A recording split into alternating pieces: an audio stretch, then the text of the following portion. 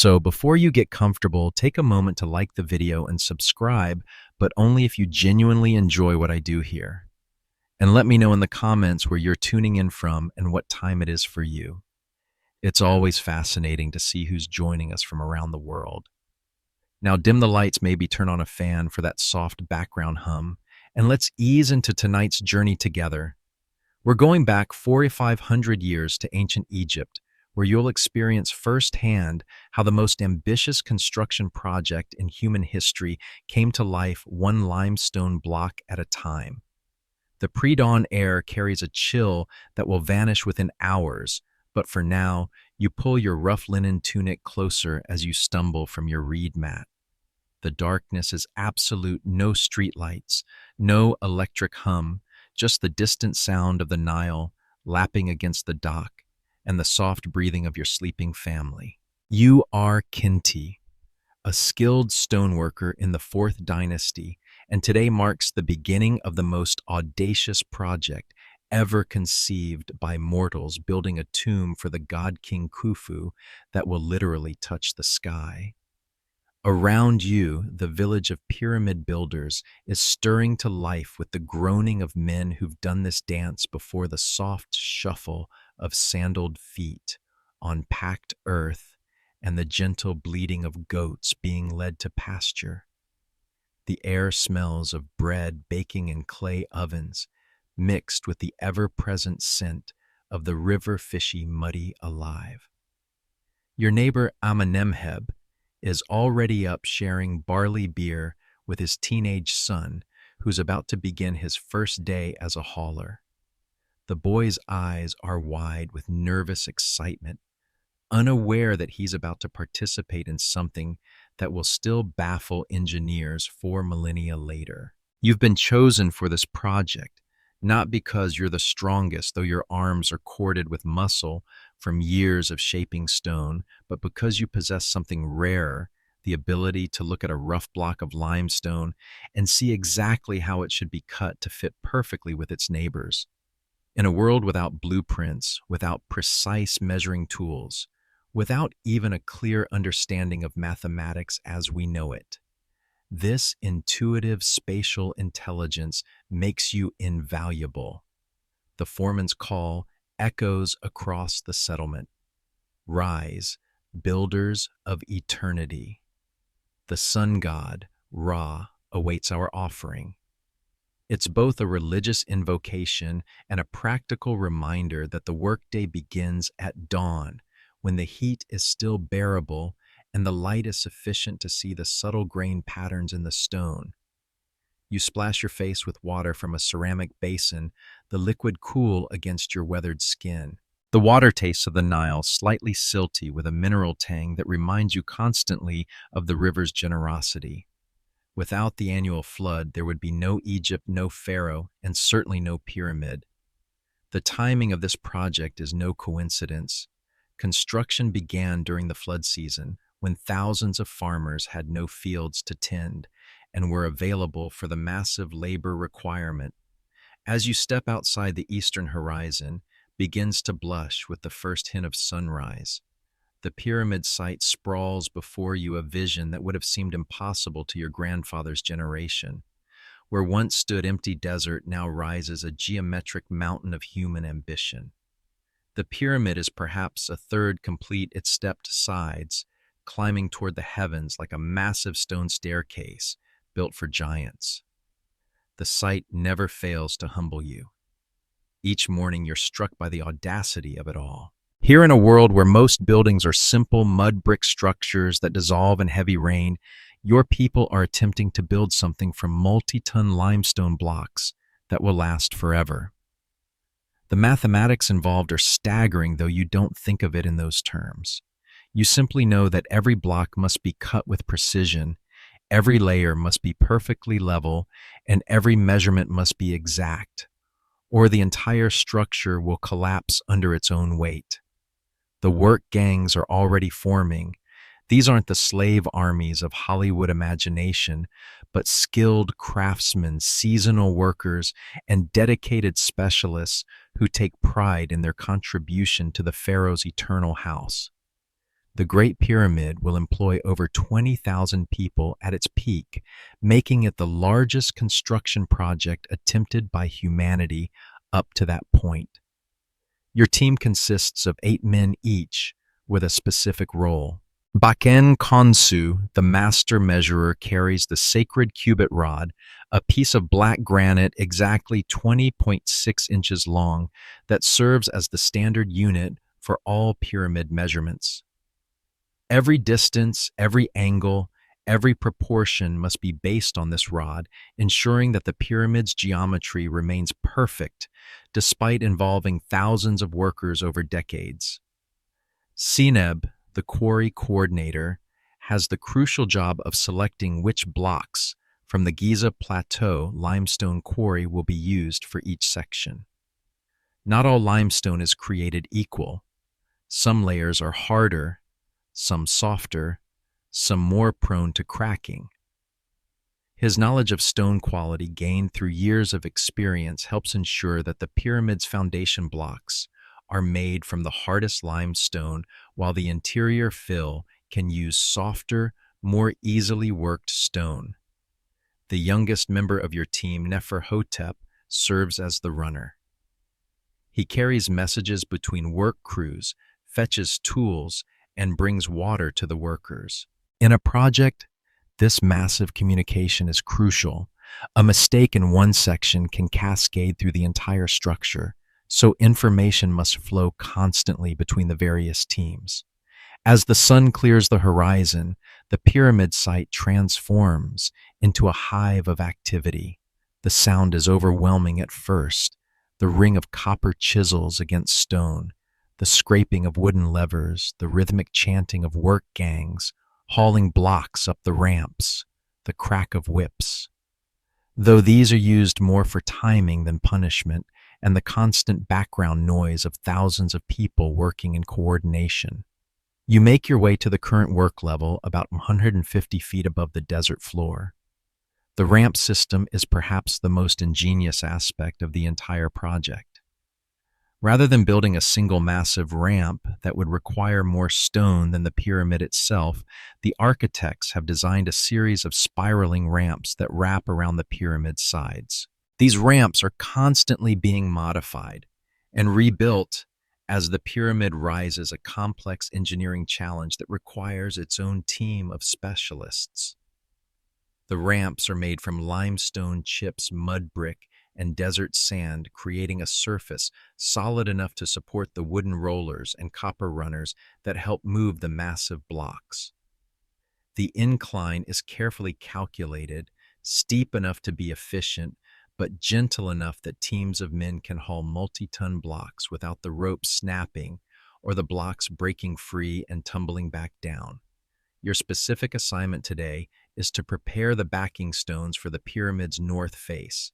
These blocks don't need to be perfectly smooth. They'll be covered by the outer casing stones, but they must be precisely cut to fit together without gaps. Any space between blocks creates a weakness that could compromise the entire structure. The limestone blocks arrive at your workstation on wooden rollers, having been quarried from the Giza Plateau just a few hundred yards away. This proximity is no accident. The entire pyramid complex was designed around the available materials. The core blocks are cut from the plateau limestone, while the outer casing stones, the smooth white limestone that will eventually cover the entire pyramid, are being quarried from Tura across the Nile and transported by barge during the flood season. You run your hands over the rough surface of the block, feeling for flaws in the stone. Limestone is a sedimentary rock formed from ancient sea creatures millions of years ago. It's relatively soft when first quarried, making it easier to work, but it hardens with exposure to air. This gives you a limited window to shape each block before it becomes too difficult to modify. Your tools are simple but effective. A copper chisel, its edge kept sharp through constant maintenance. A wooden mallet made from imported cedar because local wood is too soft for heavy work. A copper saw, its blade treated with sand to help it cut through stone. A plumb line and level essential for ensuring that each block is perfectly positioned. And most importantly, your hands and eyes trained through years of experience to judge angles and fits with remarkable precision. The work is methodical and meditative. You score the limestone with your chisel, following the natural grain of the stone. The copper blade bites into the rock with a satisfying scraping sound, sending small chips flying. The smell of stone dust fills your nostrils, a clean, dry scent that you've grown to associate with honest work. As you work, you're aware of the larger rhythm of the construction site. To your left, a team of granite workers is struggling with a massive block destined for the pyramid's interior chambers. Granite is much harder than limestone, requiring different techniques and tools. These specialists use dolerite pounders, extremely hard stone tools that can chip away at the granite through repeated hammering. The work is slow and exhausting, but the result is stone blocks so precisely cut that you can't slip a papyrus sheet between them. The granite comes from Aswan, 500 miles up the Nile, and represents one of the most challenging logistical aspects of the entire project. Each granite block must be quarried using copper tools and fire loaded onto specially built barges floated down the Nile during the flood season and then transported overland to the pyramid site. The largest granite blocks weigh over 50 tons, a staggering amount of stone that requires careful planning and specialized equipment to move. To your right, the rope makers are at work creating the lines that will lift and position the blocks. Egyptian rope is made from papyrus and palm fibers twisted together to create incredibly strong cables. The largest ropes are as thick as a man's wrist and can support several tons of weight. The rope makers work in teams, walking backward while twisting the fibers, creating lengths that can extend for hundreds of feet.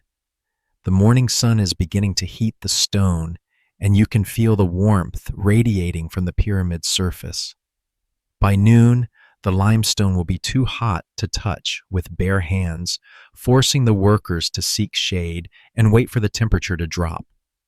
This natural rhythm dictates the work schedule: intense activity in the early morning and late afternoon, with rest during the hottest part of the day. You finish shaping your block and signal for the hauling crew. 4 men approach with wooden levers and copper crowbars, tools that allow them to lift and position blocks with remarkable precision. The lever system is based on the principle of mechanical advantage, a concept that Egyptian engineers understand intuitively, even if they lack the mathematical terminology to describe it. The block is lifted onto wooden rollers and guided to its final position. The fit must be perfect: no gaps, no wobbles, no misalignment. You guide the placement using a plumb line to ensure that the block is perfectly vertical, and a level to check that it's aligned with its neighbors. The tolerances are incredibly tight, especially considering the tools available. As the block settles into place, you feel a deep satisfaction. This stone, shaped by your hands, will be part of something that will endure for millennia. In a world where most human achievements are temporary, where floods wash away villages and time erodes monuments, you're contributing to something truly eternal. The complexity of coordinating this massive project is staggering. Raw materials must be quarried, transported, and stockpiled. Workers must be fed, housed, and organized. Tools must be manufactured and maintained. Quality control must be enforced across thousands of individual tasks. All of this without modern communication systems, without precise measuring instruments, without even a clear understanding of structural engineering principles. Yet somehow it works. The pyramid rises steadily, its geometry perfect, its construction solid. The secret lies in the Egyptian approach to organization. Every aspect of the project is hierarchical and specialized. Master craftsmen oversee teams of skilled workers who in turn direct groups of laborers. Everyone knows their role. Everyone understands their contribution to the larger goal. The work gangs have names that reflect their pride in the project. Friends of Khufu, drunkards of Menkare, vigorous gang. These aren't just administrative labels, they're expressions of identity and esprit de corps. The workers see themselves as participants in a sacred undertaking, not just laborers earning bread and beer. Food is a crucial consideration. The pyramid workers consume massive quantities of bread, beer, onions, and garlic. Bread is the dietary staple baked in standardized loaves that serve as both food and currency. Beer is the primary beverage safer than water and nutritious enough to sustain heavy labor. Onions and garlic provide vitamins and are believed to have medicinal properties that help workers stay healthy. The logistics of feeding 20,000 people daily are staggering. Bakeries operate around the clock producing thousands of loaves. Breweries work constantly to keep up with demand.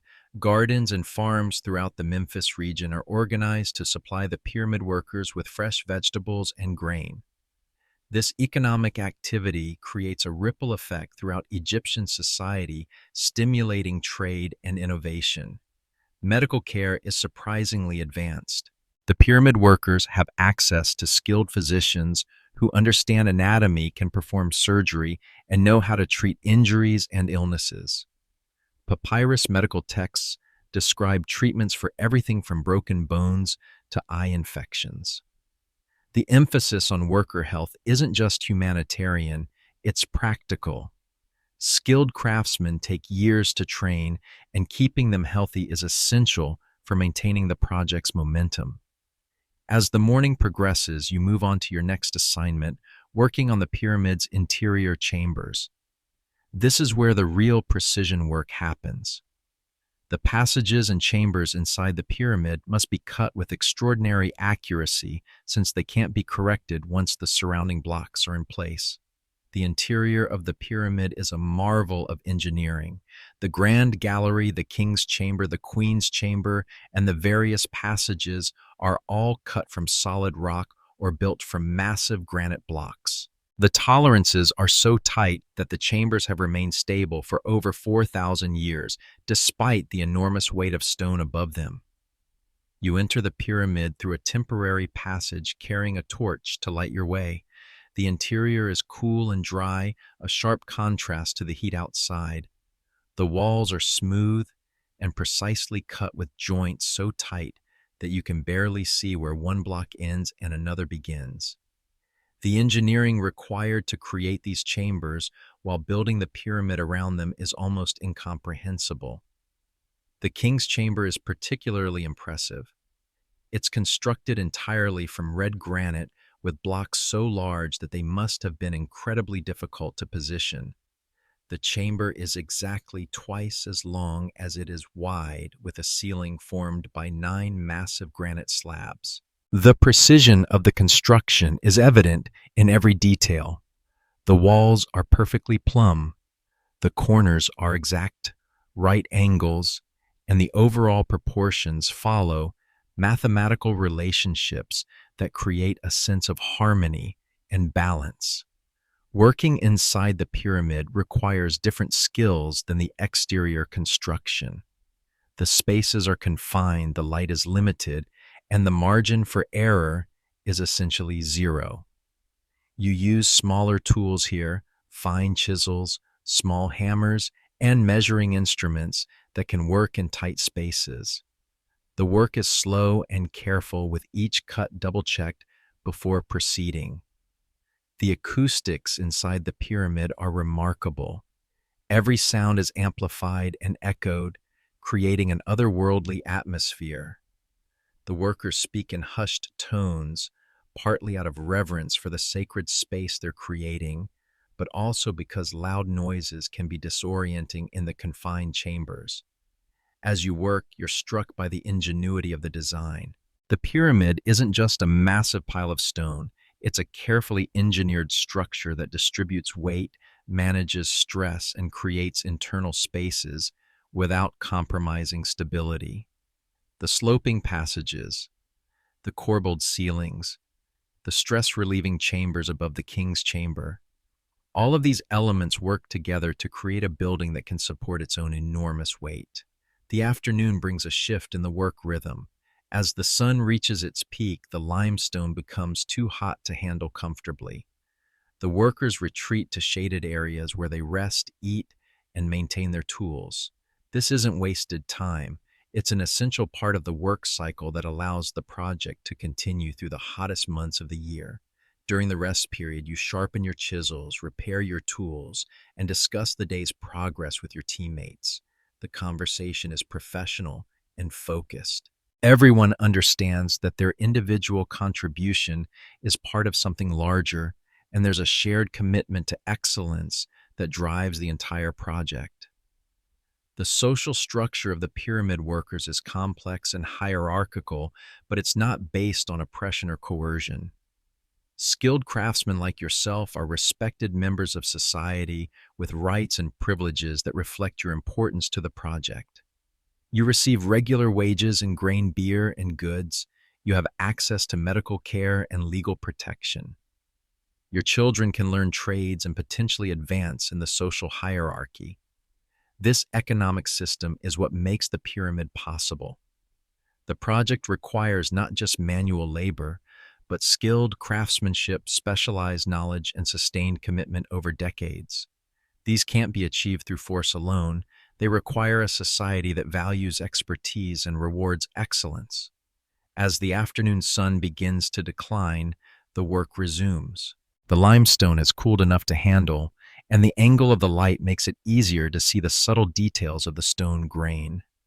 This is when the most precise work happens, the final shaping of blocks, the adjustment of fits, the completion of complex joints. You return to the pyramid's exterior, where the setting sun creates long shadows that emphasize the monument's geometric perfection.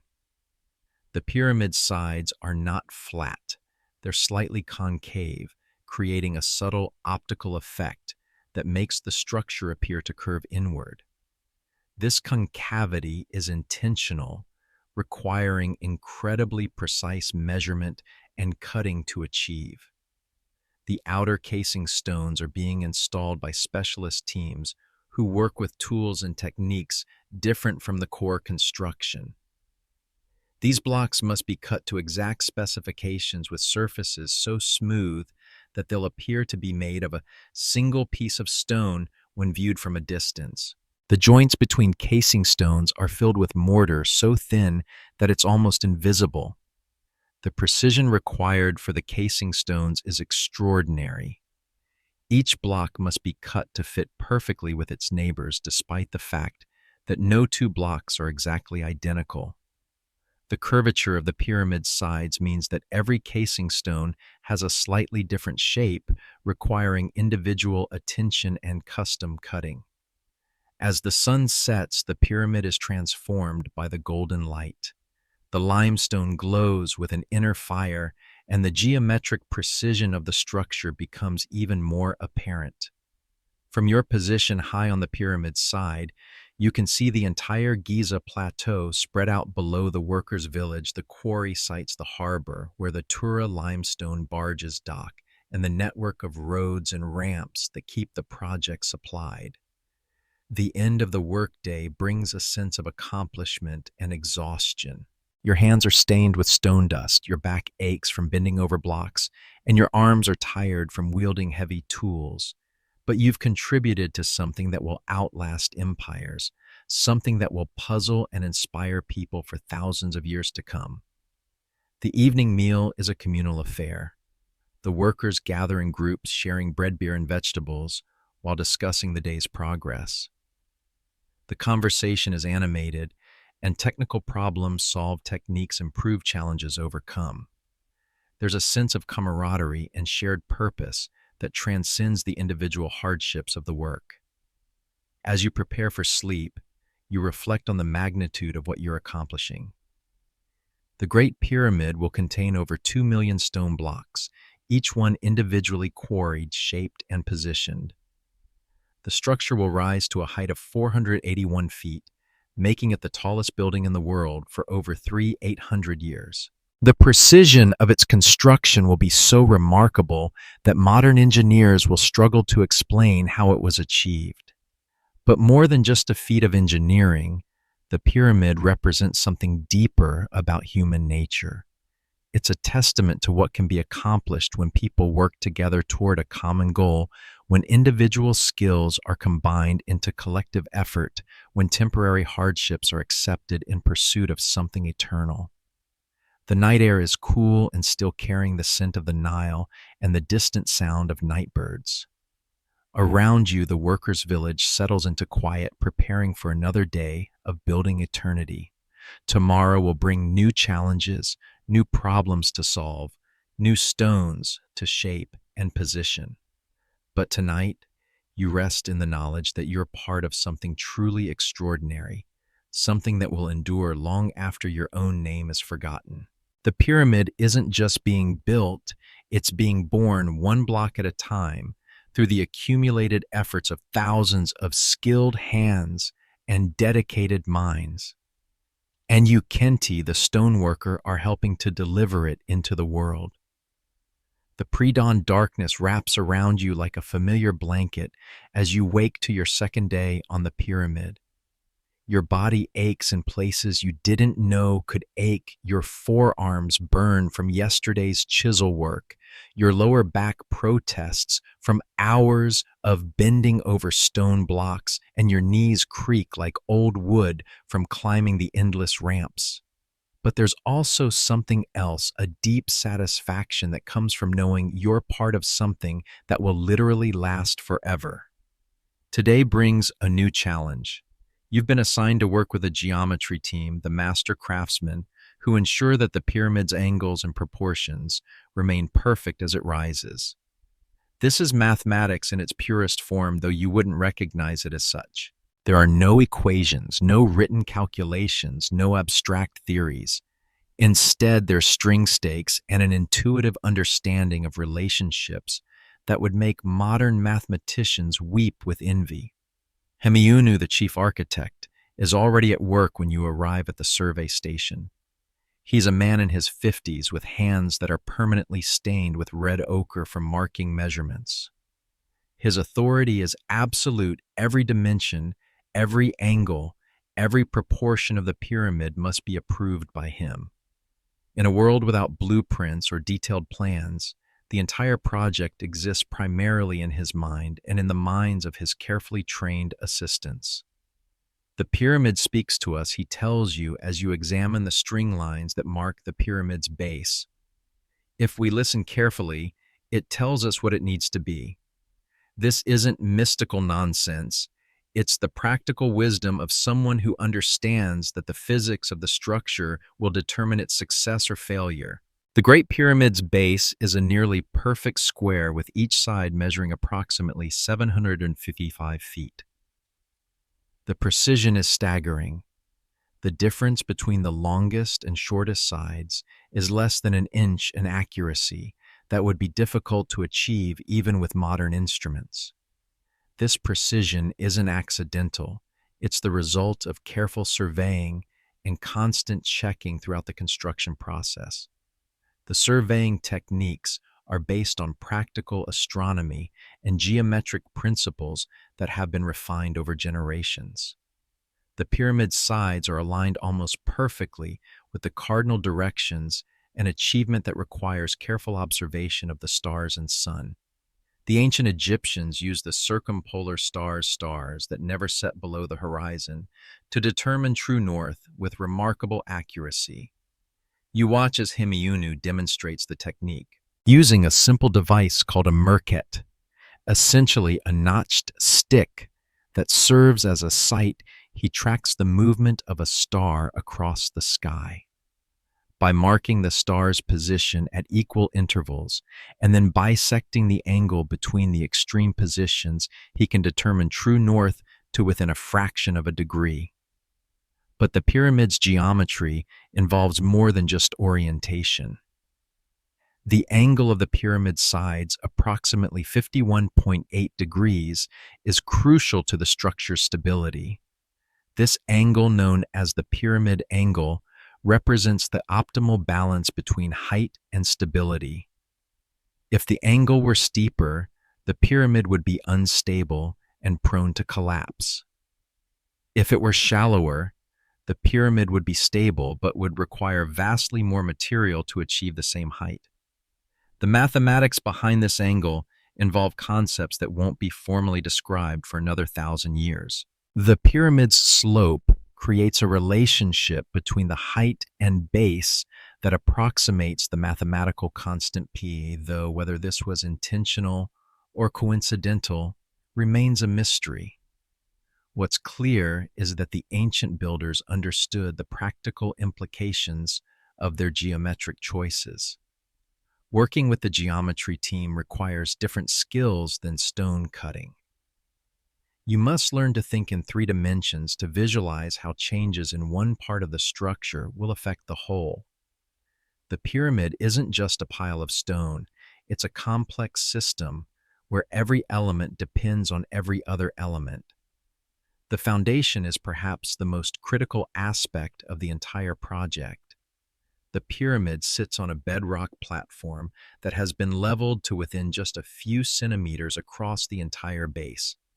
This leveling was achieved using a technique called water leveling. Channels were cut in the bedrock and filled with water, creating a perfectly level reference surface. The water was then drained and the rock was cut down to the water level. The precision of the foundation work is extraordinary. The corners of the pyramid's base are marked by massive cornerstone blocks, each weighing several tons and positioned with millimeter accuracy. These cornerstones serve as reference points for the entire structure. Every measurement, every angle, every proportion is ultimately based on their positions.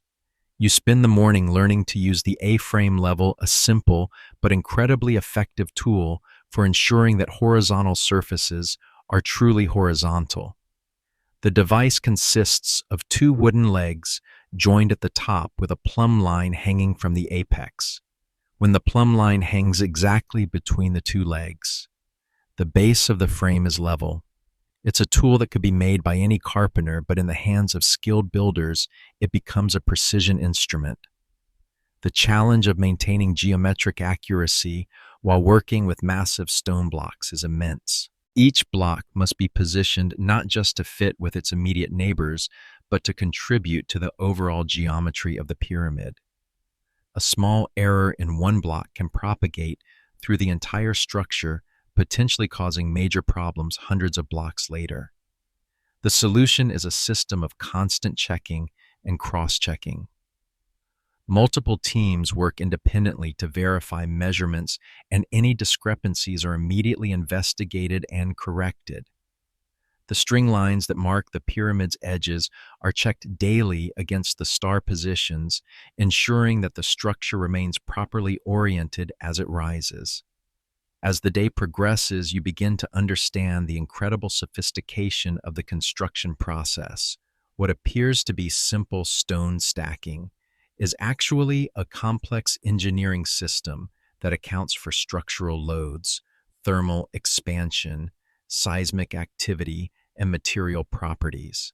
The ancient builders may not have had formal engineering education, but they understood the physics of their materials and structures in ways that were both practical and profound. The pyramid's internal structure is particularly ingenious. Rather than being solid stone throughout the interior, contains a complex system of passages, chambers, and void spaces that reduce the overall weight while maintaining structural integrity. The weight of the upper stones is distributed through a network of load-bearing elements that channel the forces down to the foundation. The Grand Gallery, the most spectacular interior space, is also a masterpiece of structural engineering.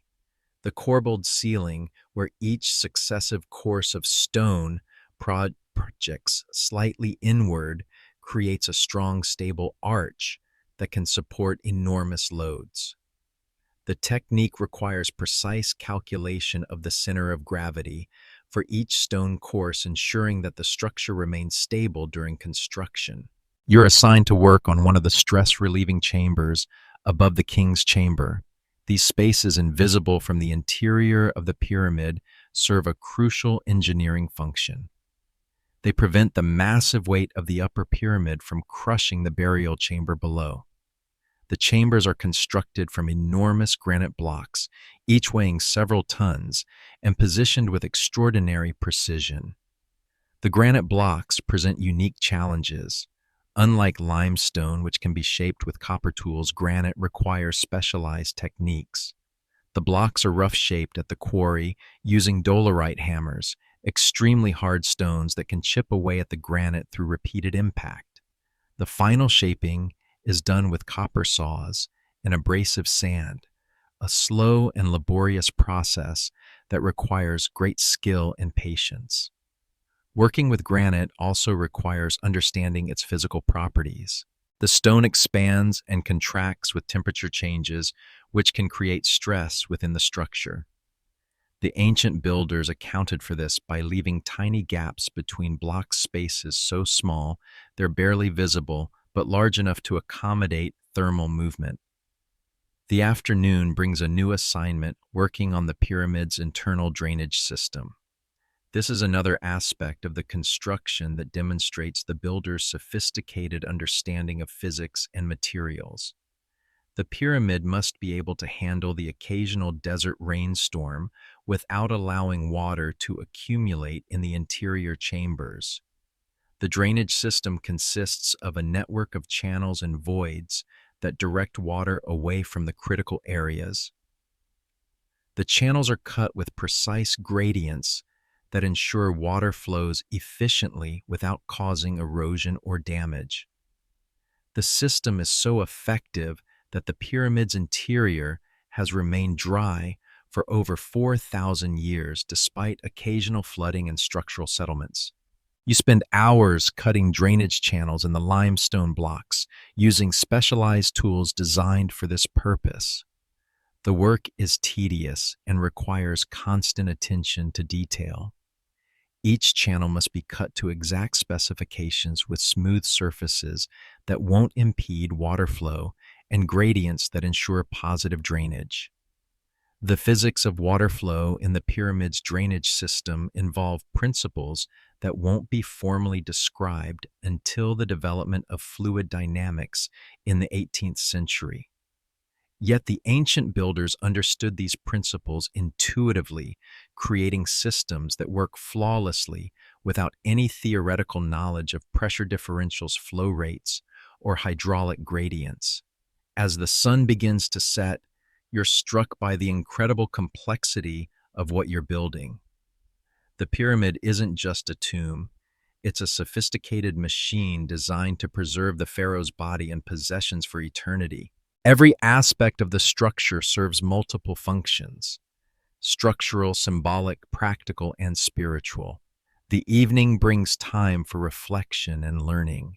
The master craftsmen share their knowledge with younger workers, passing on techniques and understanding that have been refined over generations.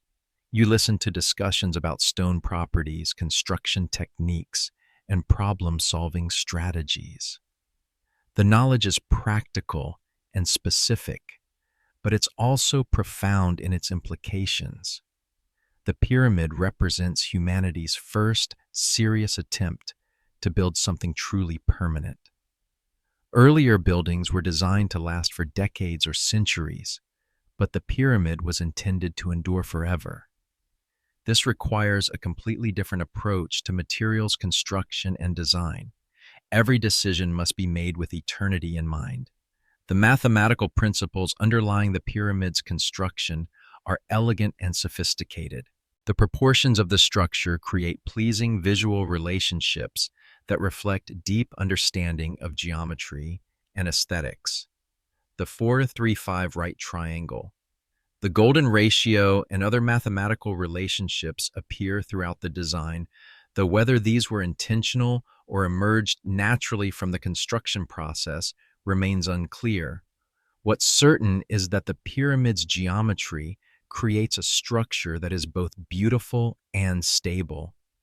The proportions are pleasing to the eye, the angles create strong structural relationships, and the overall design achieves a sense of harmony and balance that has inspired architects for millennia. The night air is cool and still, carrying the scent of the Nile and the distant sound of night birds. As you prepare for sleep, you reflect on the day's work and the incredible precision required for every aspect of the construction. Tomorrow will bring new challenges, new problems to solve, new techniques to master. But tonight you rest in the knowledge that you're contributing to something that transcends individual human limitations. The pyramid is becoming more than the sum of its parts. It's becoming a symbol of human achievement, a testament to what can be accomplished when knowledge, skill, and determination combine in pursuit of a common goal. The geometry of the pyramid isn't just about angles and measurements, it's about the relationship between human ambition and physical reality. The builders are pushing the limits of what's possible with the materials and techniques available to them, creating something that will stand as a monument to human ingenuity for thousands of years to come. The third day dawns with the familiar symphony of the construction site, the ring of copper against stone, the scraping of wooden levers, the rhythmic chanting of work gangs, and the constant background hum of thousands of people working in perfect coordination. You've been reassigned to the quarry team, and this morning you'll experience firsthand how the pyramid's raw materials are extracted from the earth. The Giza Plateau limestone quarry is a marvel of organization and efficiency. What was once a smooth desert surface has been transformed into a series of terraced levels, each one representing a different stage of the quarrying process. The quarry workers have developed techniques that allow them to extract massive blocks of stone with remarkable precision, using tools that would seem primitive by modern standards, but are perfectly adapted to their purpose. Senusret, the quarry foreman, is a man whose hands tell the story of a lifetime working with stone. His fingers are thick and calloused, his forearms are scarred from years of chisel work, and his eyes have the intense focus of someone who can read the secrets hidden in rock. He's been working limestone quarries for over 30 years, and his knowledge of the stone's properties is encyclopedic. Limestone is like a person, he tells you as you examine a section of the quarry face. It has moods, it has weaknesses, it has strengths.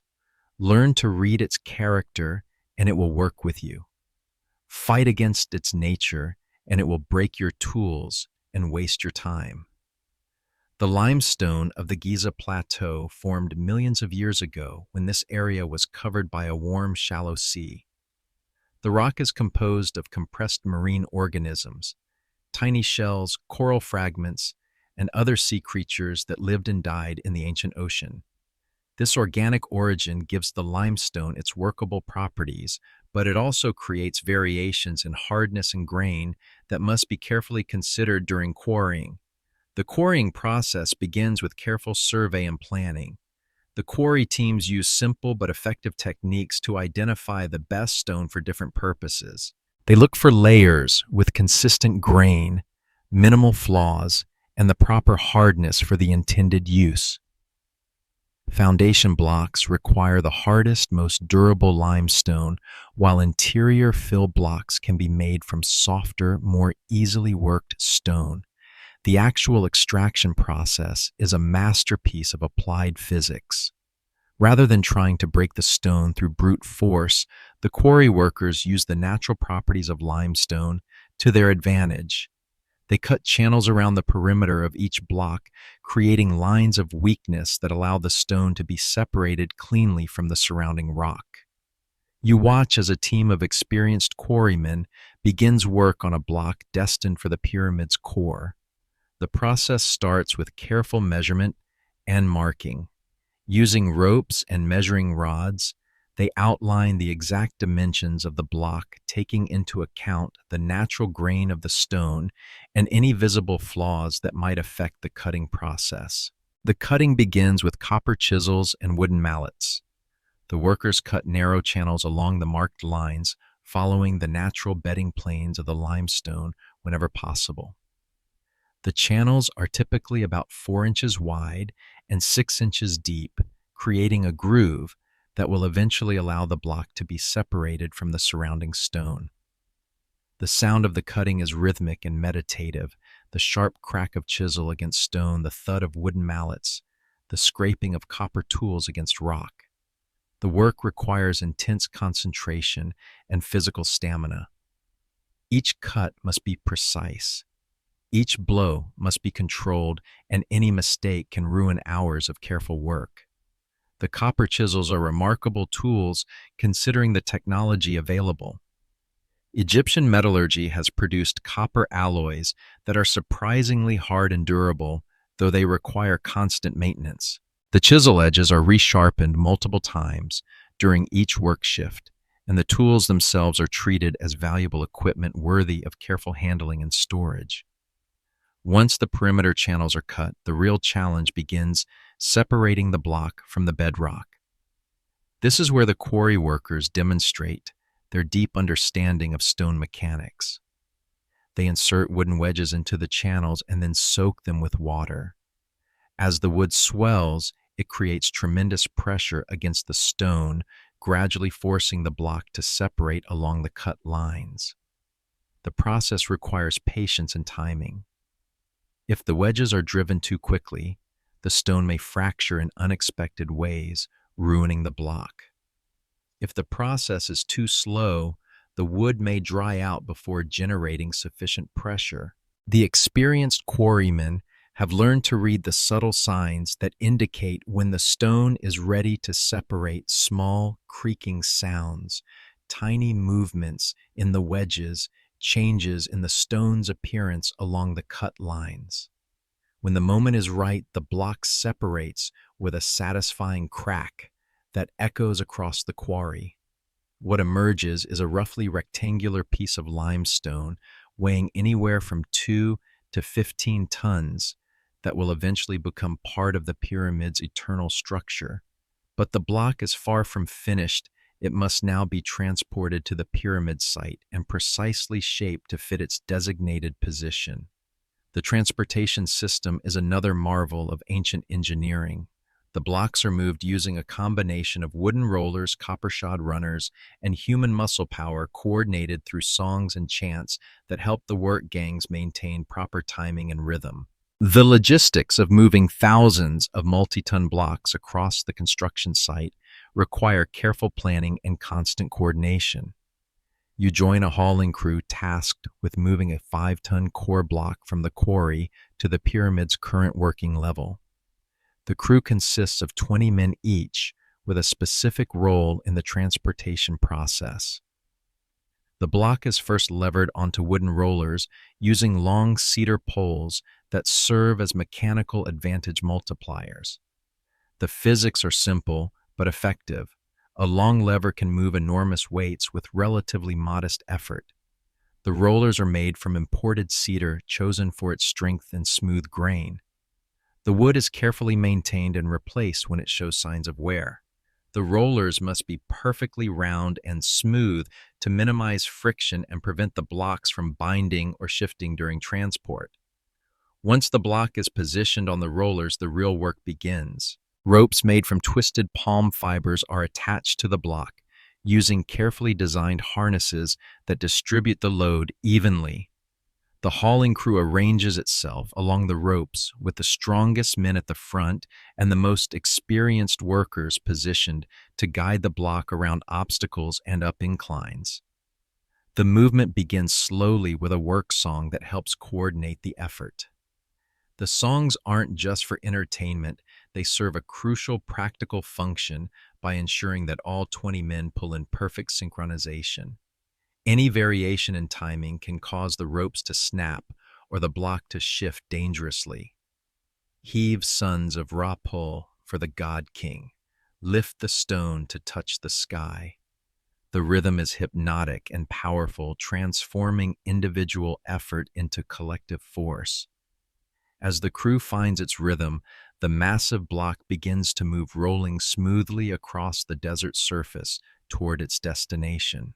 The route to the pyramid follows carefully prepared roads that are kept clear of obstacles and maintained in smooth condition. The roads are slightly concave, creating channels that help guide the blocks and prevent them from veering off course.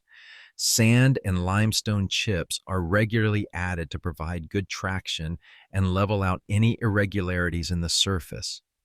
The most challenging part of the transportation process is moving blocks up the ramps to the pyramid's current working level. The ramps are engineering marvels in their own right, constructed from limestone chips, mud brick, and sand to create surfaces that can support enormous loads while maintaining the proper gradient for efficient hauling. The main ramp system spirals around the pyramid, rising with the structure as it grows. The gradient is carefully calculated to balance efficiency with safety, steep enough that the blocks can be moved without excessive effort, but gentle enough that a runaway block won't gain dangerous momentum. The mathematics involved are complex, requiring understanding of trigonometry, physics, and material science that won't be formally described for centuries. As your hauling crew begins the ascent, the physical demands intensify dramatically. The ropes dig into your shoulders despite the padding of folded linen. Your feet struggle for purchase on the increasingly steep surface. Your lungs burn as you fight for breath in the thinning air. But the rhythm of the work song keeps you moving, keeps the crew coordinated, keeps the massive block rolling steadily upward. The view from the ramp is spectacular and terrifying. Below you, the entire pyramid complex spreads out like a model. The workers' village, the harbor, the quarries, the storage areas, and the network of roads and ramps that keep the project functioning. To your right, the pyramid's finished courses rise like geometric cliffs, their precision and scale almost incomprehensible from this close perspective. Halfway up the ramp, the crew pauses for rest and water. The break is essential. Dehydration and exhaustion are constant dangers in the desert heat, and a mistake with a multi-ton block can be fatal. The water carried up the ramp by young boys whose only job is to keep the workers hydrated tastes better than the finest wine after the grueling climb. During the rest break, you have time to observe the other activities taking place around you.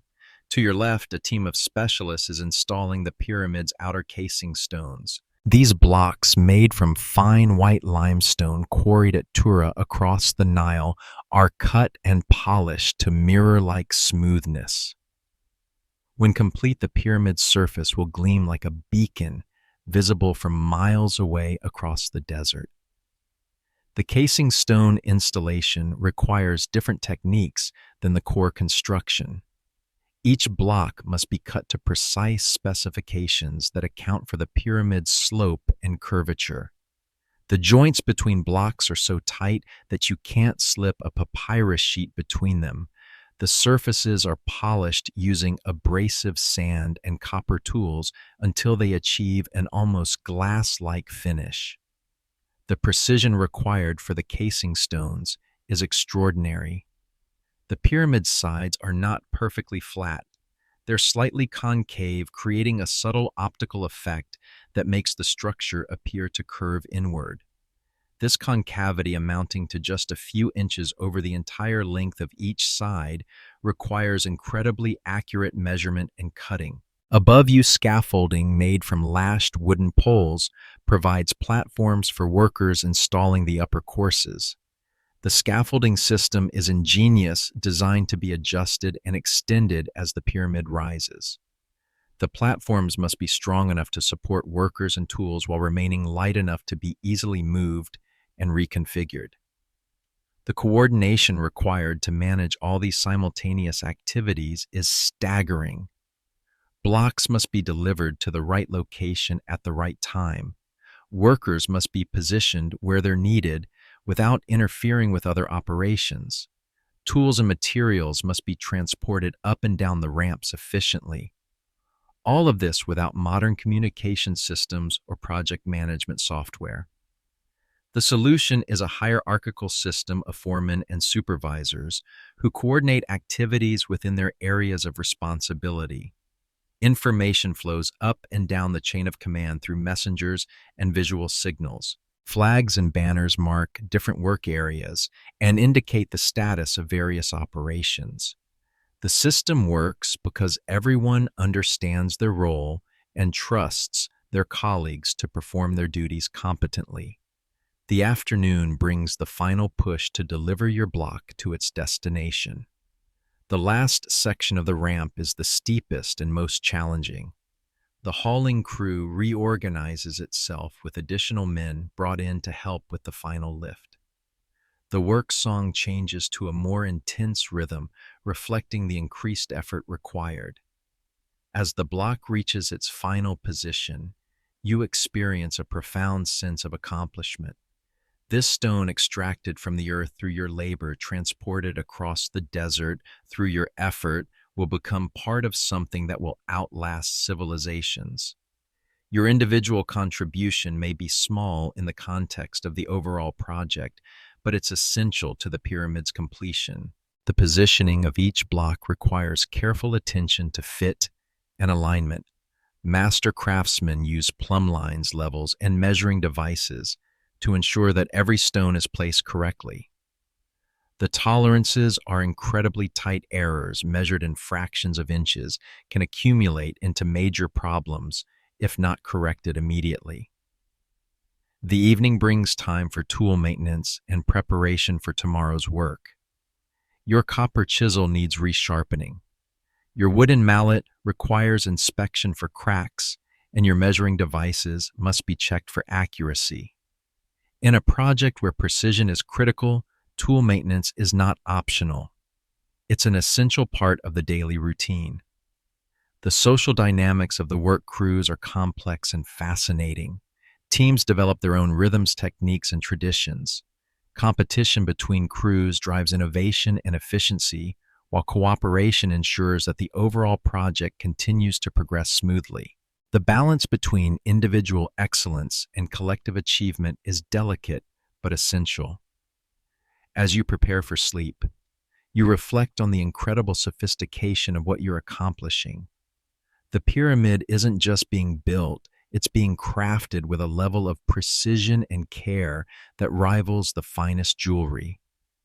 Every block is individually fitted, every surface is carefully finished, every measurement is double-checked and verified. The project represents humanity's first serious attempt to create something truly permanent. The builders aren't just constructing a tomb, they're making a statement about human capability and ambition. The pyramid will stand as proof that people can work together to achieve the impossible, that individual skills can combine into collective genius, that temporary efforts can create eternal results. The night sounds of the workers' village, soft conversations, distant laughter, the gentle bleating of goats create a peaceful backdrop for reflection. Tomorrow will bring new challenges, new blocks to quarry, and transport new problems to solve. But tonight you rest in the satisfaction of honest work and meaningful contribution. The rhythm of stone has become the rhythm of your life. The daily cycle of cutting, hauling, and positioning has created a meditation on human potential and divine ambition. Each block is a prayer made manifest. Each course is a step toward eternity. Each day brings you closer to completing something truly magnificent. Your fourth morning begins before the stars fade, with a summons that both thrills and terrifies you. You've been selected to work with the master engineers on the pyramid's most critical structural elements. Today, you'll help install the massive granite beams that form the ceiling of the king's chamber blocks, so large and heavy that moving them requires techniques at the very edge of what's possible with available technology. Crémoiset. The chief engineer is waiting for you at the base of the pyramid. He's a man whose reputation extends throughout Egypt, someone who has solved engineering problems that others deemed impossible. His hands are stained with the red ochre used for marking measurements, and his eyes have the intense focus of someone who thinks in 3 dimensions and calculates forces and stresses in his head. Today you will witness the marriage of stone and sky, he tells you, as you examine the granite beams that have been positioned near the pyramid's entrance. These stones will span the king's chamber and support the weight of eternity. One mistake and the pharaoh's rest will be disturbed forever. The 9 granite beams are massive beyond comprehension. Each one weighs approximately 50 tons and measures over 20 feet in length. They were quarried at Aswan, 500 miles up the Nile, using techniques that involved heating the granite with fire and then rapidly cooling it with water to create cracks along the desired cutting lines. The precision of the cutting is remarkable. The beams are dimensionally accurate to within fractions of an inch, despite their enormous size. Transporting these monolithic stones from Aswan to Giza was an epic undertaking in itself. Each beam required its own specially constructed barge designed to carry the enormous weight without breaking apart in the Nile's current. The barges could only be used during the flood season when the river was deep enough to accommodate their draft, and the current was gentle enough to allow for controlled navigation.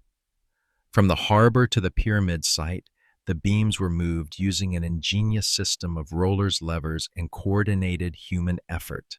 The transportation required the coordinated effort of over 1,000 workers and took weeks to complete. Each beam had to be carefully positioned and stored until it was needed for installation. Now comes the truly impossible part, lifting these 50-ton beams nearly 200 feet above the desert floor and positioning them with millimeter precision to form the king's chamber ceiling. The engineering challenges involved are staggering, requiring techniques that push the limits of what can be accomplished with ropewood and human muscle. The solution developed by the master engineers is a masterpiece of applied physics and mechanical engineering. Rather than trying to lift the beams from ground level, they've devised a system that uses the pyramid itself as a lifting mechanism. As the pyramid rose around the king's chamber, temporary ramps and lifting galleries were built into the structure, creating a complex, 3-dimensional crane system. You follow Kayamwaset into the pyramid's interior, carrying a torch to light the narrow passages.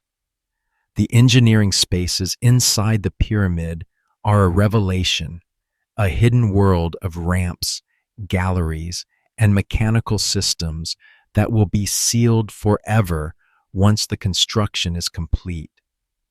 These spaces represent some of the most sophisticated engineering ever attempted by ancient builders. The Grand Gallery, the pyramid's most spectacular interior space, serves a crucial function in the beam installation process. The corbelled ceiling isn't just decorative, it's a sophisticated mechanical system designed to support enormous loads during construction. The gallery's walls contain slots and niches that hold the wooden beams and copper fittings used to manipulate the granite blocks. The lifting system uses a combination of levers, pulleys, and coordinated human effort to raise the massive beams. The basic principle is mechanical advantage. Long levers can move enormous weights with relatively modest effort, provided the fulcrums are properly positioned and the forces are carefully coordinated. The mathematics involved are complex, requiring understanding of trigonometry and structural mechanics that won't be formally described for centuries. The actual lifting process is a carefully choreographed ballet involving dozens of skilled workers. Teams of men operate the levers, others manage the ropes and pulleys, while specialists monitor the stress on the supporting structures and watch for any signs of dangerous movement or instability. The margin for error is essentially zero. A mistake could kill workers and damage the pyramid's interior structure. You're assigned to one of the rope teams responsible for managing the complex system of lines that guide and control the beam during lifting. The ropes are made from twisted palm fibers, carefully tested for strength and regularly inspected for signs of wear. The largest ropes are as thick as a man's arm and can support several tons of weight when properly rigged. The lifting begins slowly with incremental movements that raise the beam just inches at a time. Each movement is coordinated through a complex system of signals and commands, ensuring that all teams work in perfect synchronization. The sound is indescribable, the creaking of wood under enormous stress, the scraping of stone against stone, the rhythmic chanting of work crews, and the constant background noise of ropes straining against their loads. As the beam rises, you begin to understand the incredible sophistication of the engineering system. The lifting galleries contain a network of fulcrums, anchor points, and guide mechanisms that allow precise control over the massive stone's movement. The system can not only lift the beam, but also move it horizontally and position it with remarkable accuracy. The physics involved are mind-boggling. The engineers must account for the beam's weight, the strength of the lifting mechanisms, the capacity of the supporting structures, and the coordination of dozens of human operators. Any miscalculation could result in catastrophic failure, potentially destroying months of work and killing or injuring workers. But perhaps most remarkably, the system works. The granite beam rises steadily through the pyramid's interior, guided by skilled hands and careful planning. The movement is slow and deliberate, but it's also inexorable. Physics and human ingenuity combine to accomplish what seems impossible, moving a 50-ton stone block with precision and control. The afternoon brings the final phase of the installation, positioning the beam across the king's chamber. This is where the real precision work happens. The beam must be lowered into place with millimeter accuracy, fitting perfectly with its 8 companions to create a ceiling that will support the enormous weight of the pyramid above. The king's chamber itself is a marvel of engineering and craftsmanship. The walls are constructed from massive granite blocks, each one individually fitted and polished to mirror-like smoothness. The chamber's proportions follow mathematical relationships that create a sense of harmony and balance. The room is exactly twice as long as it is wide, with a height that maintains the same proportional relationships. The granite used for the chamber came from Aswan, renowned throughout the ancient world for producing the finest building stone. The granite is incredibly hard and durable, but it's also extremely difficult to work. Shaping granite blocks requires specialized tools and techniques that are completely different from limestone construction. The granite blocks were rough-shaped at the quarry, using dolerite pounders, extremely hard stone tools that could chip away at the granite through repeated hammering. The final shaping was done with copper saws and abrasive sand, a slow and laborious process that required great skill and patience. The surfaces were polished using progressively finer abrasives until they achieved an almost glass-like finish. The precision of the granite work in the king's chamber is extraordinary. The joints between blocks are so tight that you can't slip a papyrus sheet between them. The surfaces are perfectly flat and smooth, with no tool marks or irregularities visible. The overall effect is one of perfection and permanence, a space designed to last for eternity. As the granite beam is slowly lowered into position, you hold your breath. This is the moment of truth. Months of planning and preparation come down to a few critical minutes of precise positioning. The beam must fit perfectly with the chamber's walls and align exactly with the other ceiling beams. The positioning is accomplished using a combination of mechanical precision and human skill. Guide ropes control the beam's descent, while skilled craftsmen use wooden levers to make fine adjustments to its position. The fit must be perfect. Any gaps or misalignments could compromise the structural integrity of the chamber. When the beam finally settles into place with a satisfying thud, the chamber erupts in quiet celebration. The workers understand that they have just accomplished something truly remarkable, moving and positioning a 50-ton block of stone with precision that would be difficult to achieve even with modern equipment. The installation of each beam follows the same careful process, with each one requiring the same level of precision and coordination. By the end of the day, all 9 beams are in place, creating a ceiling that will support the pyramid's weight for millennia. The engineering achievement is staggering, a testament to human ingenuity and determination. The evening brings time for reflection on the day's accomplishments. You've participated in one of the most challenging engineering projects ever attempted by ancient builders. The techniques you've witnessed represent the culmination of generations of accumulated knowledge and experience, refined through trial and error until they achieved near perfection. The social organization required for such complex engineering projects is as impressive as the technical achievements.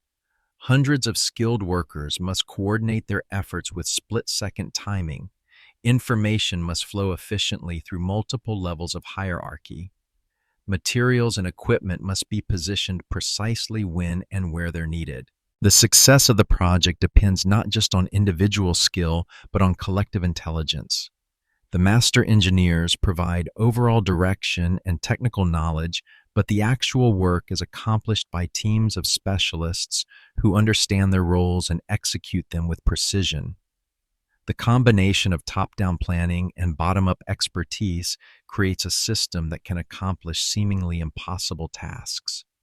As you prepare for sleep, you reflect on the incredible sophistication of ancient Egyptian engineering. The techniques you've witnessed today represent solutions to problems that modern engineers would find challenging even with computer modeling and advanced materials. The pyramid builders accomplished their goals using only human intelligence, physical strength, and carefully refined techniques passed down through generations.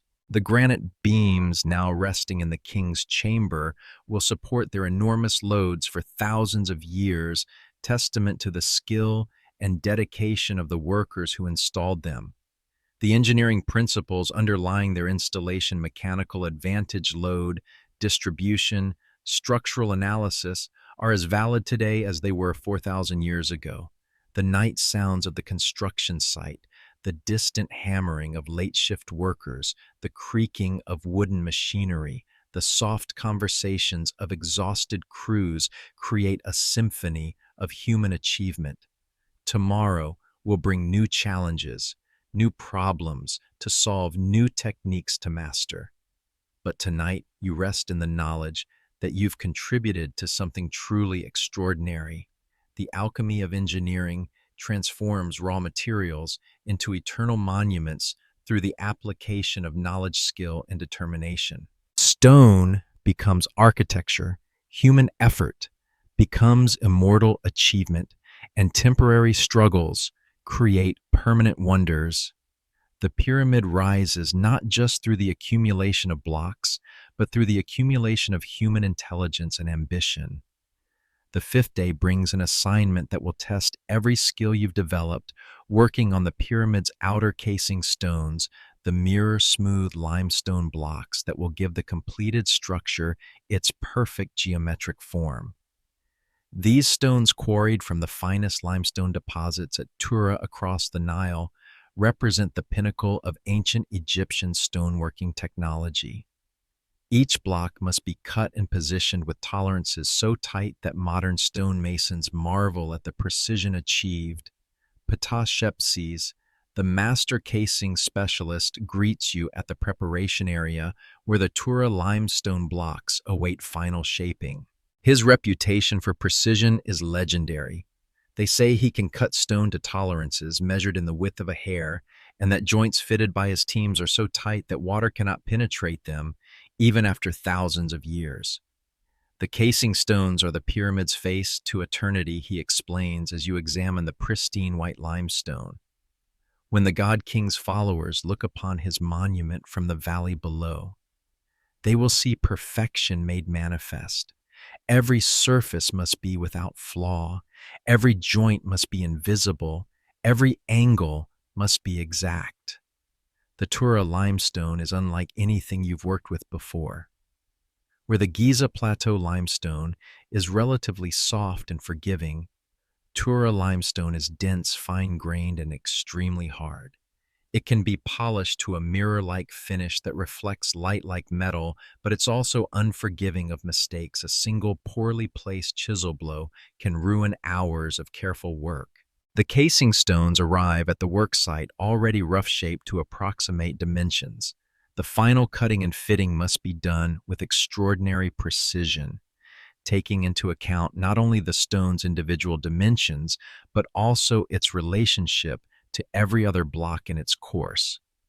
The pyramid's slight concavity means that no two casing stones are exactly identical.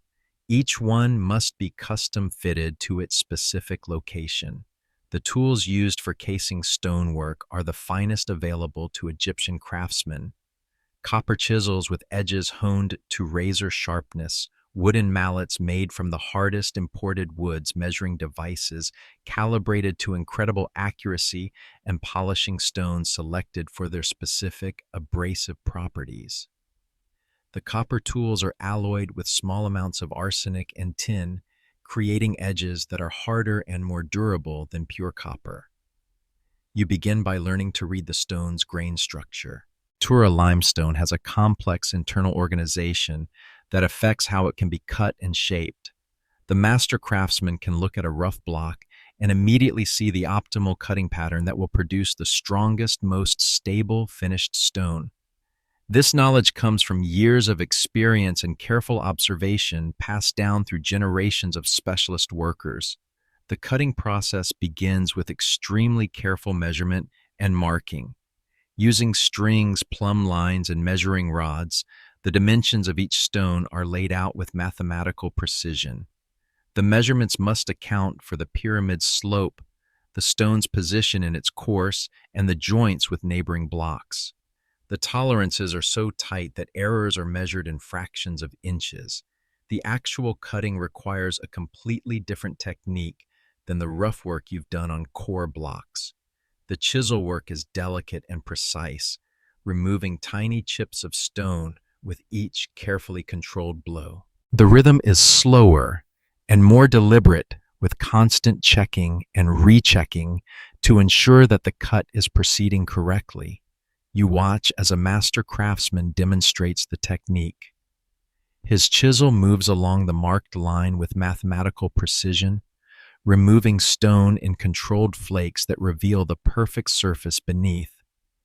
The sound is different too. Instead of the harsh crack of rough cutting, the fine work produces a gentle tapping that's almost musical in its regularity. The most challenging aspect of casing stonework is achieving the mirror-smooth surface finish. This requires a series of progressively finer cutting and polishing operations that gradually refine the stone's surface until it reflects light like polished metal. The process begins with rough shaping. Using conventional chisels, then moves through stages of increasingly fine work. The intermediate shaping uses specialized tools designed for precision work. Small chisels with extremely sharp edges remove minute amounts of stone with each cut. Flat copper implements smooth out tool marks and create uniform surfaces. The work is slow and methodical, requiring intense concentration and steady hands. The final polishing stage transforms the stone from rough-cut limestone into something that appears almost supernatural. Using progressively finer abrasives, sand-crushed quartz, and finely powdered limestone, the craftsman achieves surfaces so smooth that they seem to glow with inner light. The polishing process can take days for a single block, but the results are breathtaking. As you work on your first casing stone, you begin to understand why this assignment is considered the pinnacle of a stonemason's career. Every aspect of the work requires perfection. The measurements must be exact, the cuts must be clean, the surface must be flawless. There's no room for approximation or good enough. The standard is absolute precision, and anything less is unacceptable. The mathematics underlying casing stonework are incredibly sophisticated. Each stone must be cut to fit not only its immediate neighbors, but also to maintain the pyramid's overall geometry. The slight concavity of the pyramid's faces means that the angle of each casing stone is slightly different, requiring complex calculations to determine the correct cutting angles. The pyramid's corners present particular challenges. The casing stones that meet at the corners must be cut with perfect precision to maintain the structure's geometric purity. The cornerstones are the most visible elements of the entire pyramid, and any imperfection would be immediately apparent to observers. The pressure to achieve perfection on these critical elements is enormous. You spend the morning learning to use the specialized measuring tools required for casing stonework. The boning rods, long, straight edges, used to check surface flatness, must be positioned with mathematical precision. The square rules used to verify right angles are calibrated to tolerances that seem impossible given the available technology. The measuring techniques are as much art as science, requiring years of practice to master. The afternoon brings your first attempt at cutting a casing stone joint. This is where the rubber meets the road, where theoretical knowledge must be translated into physical reality. The joint must be cut so precisely that when the neighboring stone is positioned, there's no visible gap between them. The standard is perfection, and the margin for error is essentially zero. The joint cutting process requires understanding the three-dimensional geometry of how the stones will fit together. The surfaces must be perfectly flat, the angles must be exact, and the dimensions must account for the weight and settling of the massive blocks. The physics involved are complex, requiring intuitive understanding of stress distribution and structural mechanics. As you work, you're aware of the other activities taking place around you. Teams of specialists are installing completed casing stones on the pyramid's lower courses using techniques that require coordination between dozens of workers. The installation process is as challenging as the cutting. Each multi-ton block must be lifted into position and fitted with tolerances measured in fractions of inches. The lifting and positioning system for casing stones is a masterpiece of mechanical engineering. Unlike the core blocks, which can be positioned with some tolerance for imperfection, the casing stones must be placed with absolute precision. The slightest misalignment would be visible and would compromise the pyramid's perfect geometry. The system uses a combination of wooden levers, rope pulleys, and coordinated human effort to position each stone. The blocks are lifted using techniques similar to those used for the interior granite beams, but on a smaller scale. The precision required is actually greater since the casing stones must fit perfectly with their neighbors and maintain the pyramid's smooth surface profile. You watch as a team installs a corner casing stone, one of the most critical elements of the entire structure. The stone must be positioned so that it maintains perfect alignment with both faces of the pyramid while creating sharp, clean corner angles. The installation requires the coordinated effort of over 30 specialists, each performing a specific function with split-second timing. The completion of each casing stone course creates a visible transformation in the pyramid's appearance. The rough, stepped profile of the core construction is gradually replaced by smooth, gleaming surfaces that reflect the desert sun like mirrors. The effect is breathtaking. The pyramid appears to be made from a single massive piece of polished stone. The quality control standards for casing stonework are extraordinarily demanding. Each completed stone is inspected by master craftsmen who check every dimension, every surface, every joint. Stones that don't meet the rigid standards are rejected and must be reworked or replaced. The reputation of the entire project depends on maintaining absolute excellence in the visible elements. The social dynamics of the casing stone teams are different from the other work crews. These are the elite craftsmen of the pyramid project specialists, whose skills are so rare and valuable that they're treated with exceptional respect. The competition for positions on these teams is intense, and the workers take enormous pride in their contribution to the pyramid's perfection. The evening brings time for tool maintenance and preparation for tomorrow's work. The precision tools used for casing stonework require constant attention. Edges must be maintained, surfaces must be kept clean, and measuring instruments must be checked for accuracy. In work where tolerances are measured in fractions of inches, tool maintenance is critical to success. As you clean and sharpen your chisels, you reflect on the incredible standards of excellence demanded by the pyramid project. The casing stones represent humanity's first serious attempt to create architectural perfection on a massive scale. Every surface must be flawless, every joint must be invisible, every angle must be mathematically precise. The night air carries the scent of limestone dust and the distant sound of polishing stones against marble. Around you, the specialists continue their meticulous work, knowing that their efforts will be visible to observers for thousands of years. The pressure to achieve perfection is enormous, but so is the satisfaction of contributing to something truly magnificent. The precision of perfection isn't just about technical achievement, it's about human aspiration made manifest in stone. The pyramid's perfect surfaces reflect not just light, but the highest ambitions of human craftsmanship. Each perfectly fitted joint represents the triumph of skill over material limitations, of human will over physical constraints. Tomorrow will bring new challenges, new stones to shape, and fit new opportunities to contribute to the pyramid's perfection. But tonight, you rest in the knowledge that you're learning to work at the highest levels of ancient craftsmanship, mastering techniques that represent the pinnacle of human achievement in stone. Your final day working on the Great Pyramid dawns with a profound sense of both ending and beginning.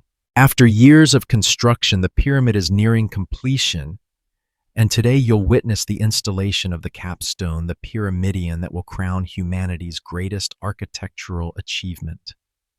The energy on the construction site is electric, with anticipation and pride tempered by the bittersweet knowledge that this extraordinary project is approaching its end.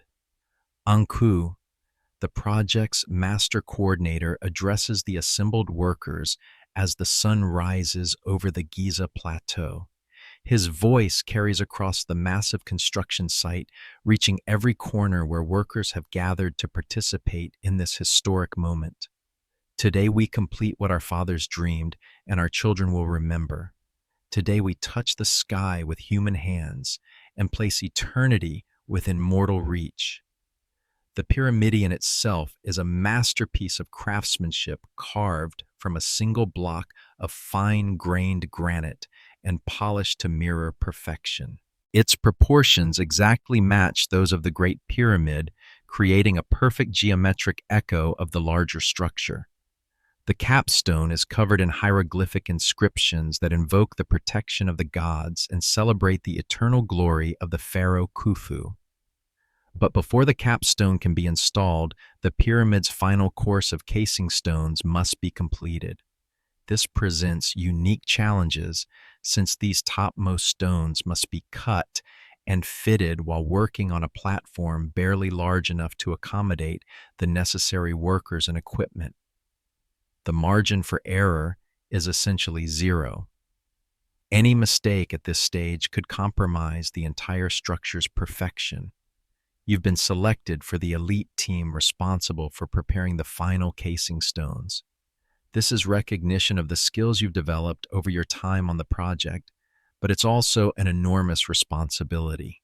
These stones will be the most visible elements of the completed pyramid, and their perfection is essential to the monument's visual impact.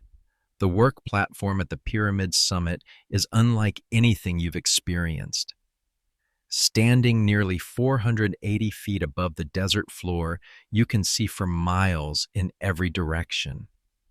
The Nile glitters like a silver ribbon in the distance, the workers' village spreads out like a miniature model below, and the vast expanse of the desert stretches to the horizon. The height is both exhilarating and terrifying, a constant reminder of the incredible achievement represented by the structure beneath your feet. The final casing stones present unique technical challenges. Because they're positioned at the pyramid's apex, they must be cut to extremely complex angles that account for the convergence of all four faces. The geometry involved is three-dimensional and mathematically sophisticated, requiring understanding of spatial relationships that won't be formally described for centuries. The stone cutting work at this height requires modified techniques and specialized tools. The wind at the pyramid's summit can be strong enough to affect the precision of fine cutting work, so the craftsmen must adapt their methods to account for the conditions. The tools themselves must be secured against the possibility of being blown from the platform. A dropped chisel from this height would be lethal to anyone below. As you work on shaping the final stones, you're constantly aware of the historic nature of what you're accomplishing. These are literally the last blocks that will be added to the pyramid's exterior. The final touches on a project that has consumed the efforts of thousands of people over more than 2 decades. The weight of responsibility is almost overwhelming. The precision required for these final stones is extraordinary, even by the pyramid's demanding standards. The blocks must fit together so perfectly that the pyramid's apex forms a mathematically precise point. Any imperfection would be visible from great distances and would compromise the monument's visual perfection. The tolerances are measured in fractions of inches, and the cutting must be absolutely perfect. The mathematics underlying the final course geometry are mind-boggling. Each stone must be cut to angles that account for the pyramid's slope, the convergence of the faces, and the exact dimensions of the capstone. The calculations required would challenge modern engineers with computer assistance, yet the ancient craftsmen accomplished them using only intuitive understanding and carefully refined techniques. As the morning progresses, the final casing stones are shaped and test-fitted multiple times to ensure perfect alignment. Each stone must be positioned temporarily, checked for fit and alignment, removed for final adjustments, and then repositioned for final installation. The process is slow and methodical, but it's also inexorable. Each successful fit brings the pyramid closer to completion. The social dynamics of the final work crew are intense and focused. These are the most skilled craftsmen in Egypt, specialists whose reputation will be forever linked to the pyramid's completion. The pressure to achieve perfection is enormous, but so is the pride in participating in this historic moment. The installation of the final casing stones requires coordination between multiple teams working in extremely confined spaces. The summit platform can accommodate only a limited number of workers, so every movement must be carefully planned and executed. The stone lifting and positioning system has been modified to work in the restricted space using specialized equipment designed specifically for this final phase. The afternoon brings the climactic moment, the installation of the pyramidion itself. This massive capstone, weighing several tons, despite its relatively small size, must be lifted nearly 500 feet above the desert floor and positioned with absolute precision at the pyramid's apex. The engineering challenges involved represent the culmination of everything learned during the pyramid's construction. The lifting system for the capstone is a masterpiece of ancient engineering. Rather than attempting to lift the stone from ground level, the engineers have devised a system that uses the pyramid itself as a crane. Wooden towers and pulley systems have been constructed on the summit platform, creating a mechanical advantage that allows the massive stone to be raised and positioned with precision. You join the crew responsible for guiding the capstone during its final ascent. The stone rises slowly through the pyramid's interior, following a route that has been carefully planned to avoid any structural obstacles. The movement is controlled by a complex system of ropes and pulleys operated by teams of specialists who have rehearsed every aspect of the procedure. As the capstone emerges onto the summit platform, the assembled workers fall silent. This single block of polished granite represents the culmination of decades of planning, years of construction, and the coordinated efforts of thousands of people. Its installation will mark the completion of the most ambitious construction project ever attempted by human beings. The positioning of the capstone requires mathematical precision that borders on the miraculous. The stone must be aligned perfectly with the pyramid's geometry, positioned so that its edges match exactly with the final course of casing stones. The tolerances are measured in fractions of inches, and the slightest misalignment would be immediately visible and would compromise the monument's perfection. The final positioning is accomplished using wooden levers and careful coordination between multiple teams. Master craftsmen guide the stone's descent, making minute adjustments to ensure perfect alignment. The process takes hours, with constant checking and rechecking to verify that every dimension is correct. When the capstone finally settles into its eternal position, the moment is marked by profound silence, followed by spontaneous celebration. The workers understand that they've just completed something that will endure for millennia, something that will stand as a testament to human achievement long after their own names are forgotten. The completion of the capstone installation transforms the pyramid's appearance dramatically. What was once a stepped structure with rough stone surfaces is now a perfect geometric form with mirror-smooth sides that reflect the desert sun like a beacon. The visual effect is breathtaking. The pyramid appears to be made from a single massive piece of polished stone. But the pyramid's completion involves more than just the installation of the capstone.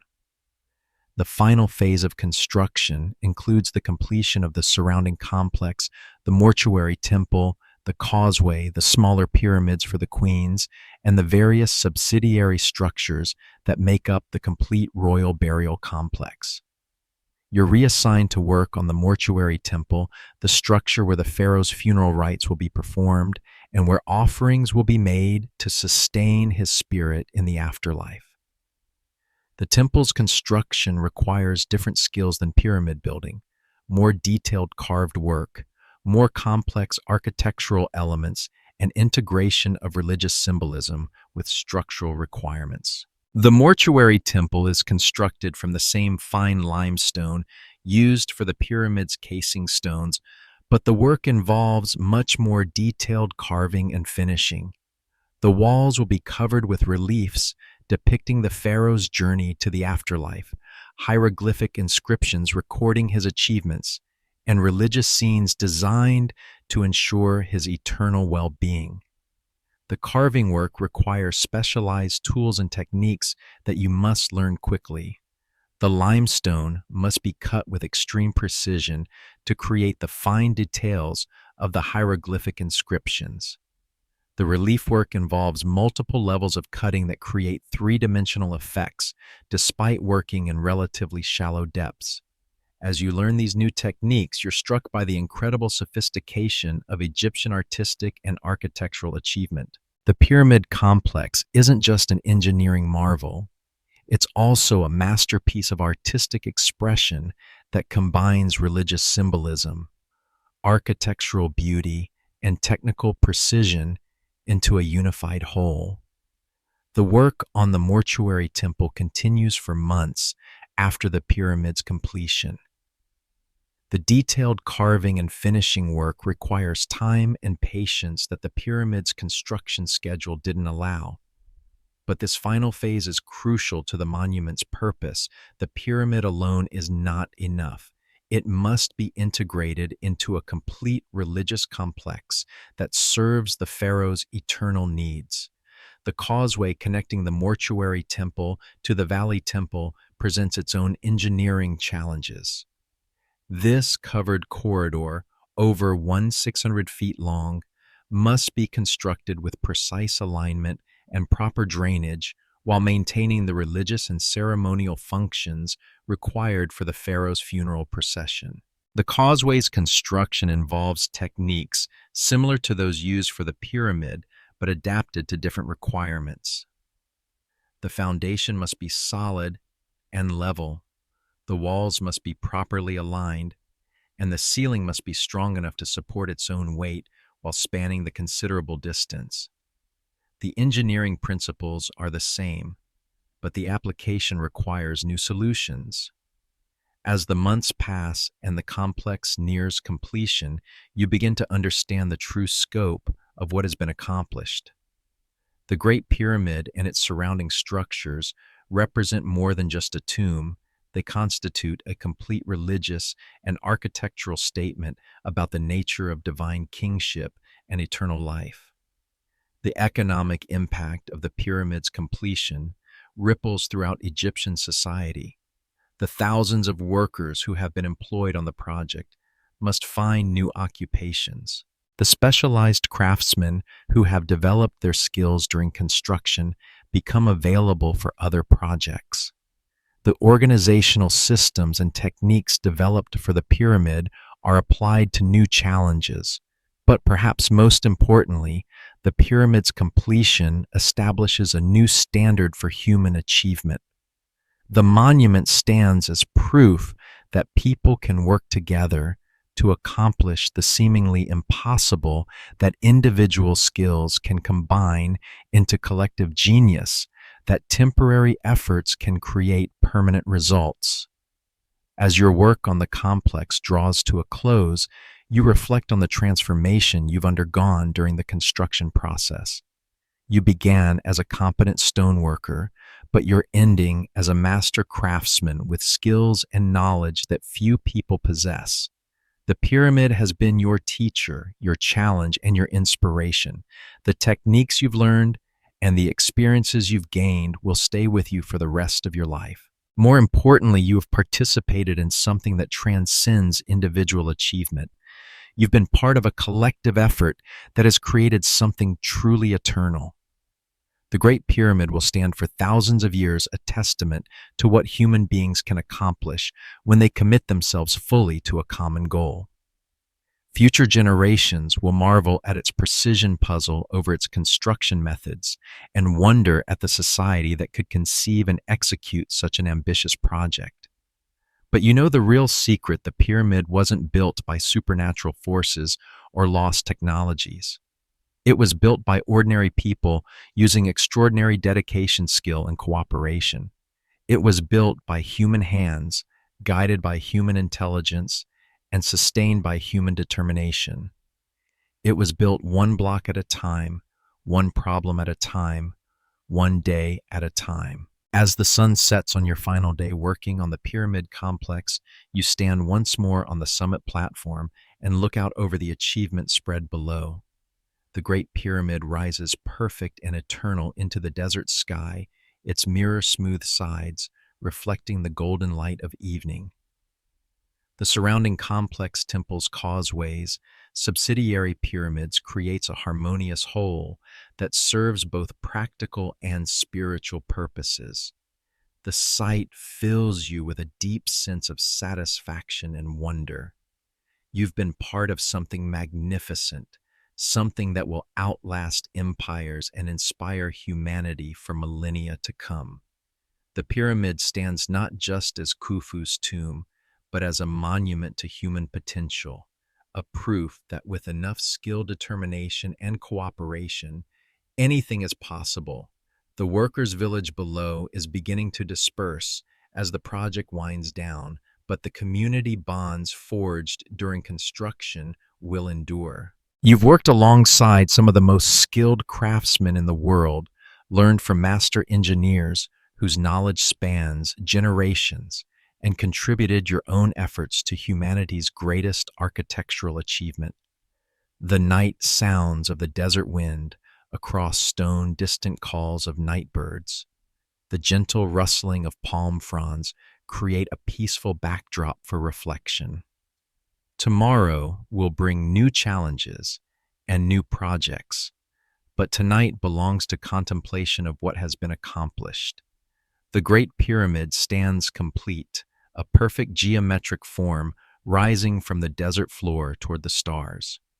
Its construction has pushed the boundaries of what was thought possible, established new standards for precision and scale, and created techniques and knowledge that will influence architecture for millennia.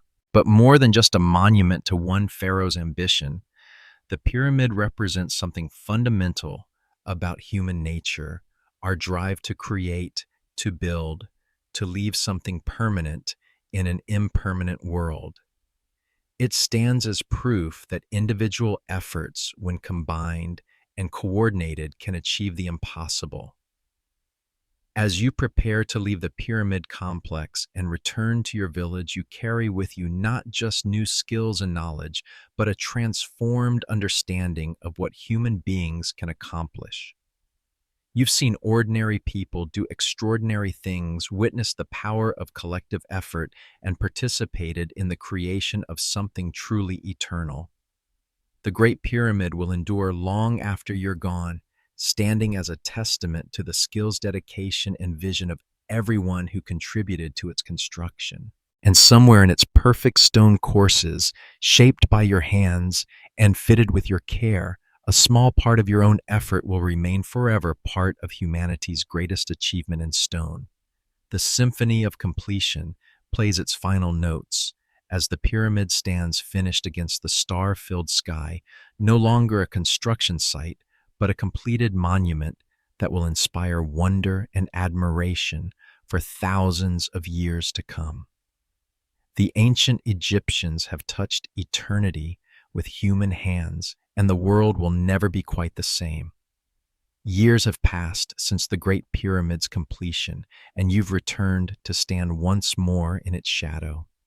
Your hair is now gray, your hands more weathered, but your eyes still hold the pride of someone who helped create something eternal. The pyramid rises before you exactly as you left it, perfect, unchanging, magnificent. The smooth white casing stones gleam like mirrors in the desert sun, just as they did on the day of completion. The geometric precision that you helped achieve remains flawless, the joints between stones still invisible from any distance. The monument stands as proof that human craftsmanship, when practiced at the highest levels, can indeed create something that approaches perfection. But time has also brought perspective on what you accomplished. The techniques developed during the pyramid's construction have been applied to other projects throughout Egypt. The organizational systems pioneered for managing thousands of workers have been adapted for military campaigns, agricultural projects, and administrative tasks. The knowledge gained from moving massive stones has revolutionized Egyptian engineering and architecture. More importantly, the pyramid has taken its place in Egyptian religious and cultural life. It serves not just as Khufu's tomb, but as a symbol of divine order and eternal stability. The monument's perfect geometry reflects the cosmic order that Egyptians believe governs the universe, and its permanence provides reassurance that some things truly do last forever. You think about the other workers who shared in the pyramid's creation. Amenemheb, the hauler, whose son has become a master mason in his own right. Seneb, the quarry coordinator, who now oversees stone production for projects throughout the Memphis region. Young Neferhotep, who has grown into a skilled engineer specializing in water management systems. Each of them carries forward the knowledge and techniques learned during the pyramid's construction. The project created not just a monument, but a generation of craftsmen whose skills and understanding have elevated Egyptian building practices to new levels of sophistication. The pyramid's true legacy may be found not in the structure itself, but in the human capabilities it developed. The economic impact of the project continues to ripple through Egyptian society. The supply networks established to feed and equip the pyramid workers have evolved into permanent trade relationships that connect Egypt with distant regions.